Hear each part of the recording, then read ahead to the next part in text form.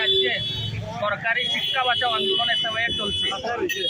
এই সময়ের ভিতরে এবং আমরা দেখছি যে ত্রিপুরা রাজ্যের সরকারি শিক্ষা ব্যবস্থা এই সরকারের হাত ধরে সম্পূর্ণ অচল হয়ে গেছে।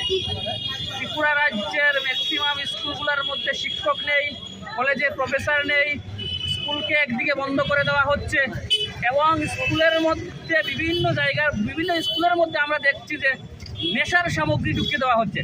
গোটা ত্রিপুরা রাজ্যের শিক্ষা ব্যবস্থাকে যে ধ্বংস করার একটা পরিকল্পনা এই সরকারের আমলে এই পরিকল্পনা তৈরি হয়ে গেছে। একটা জাতিকে যদি ধ্বংস করতে হয়, এই জাতির যে শিক্ষার মেরুদণ্ডকে যদি ভেঙে দেওয়া হয়, এই জাতিটা শেষ হয়ে যাবে।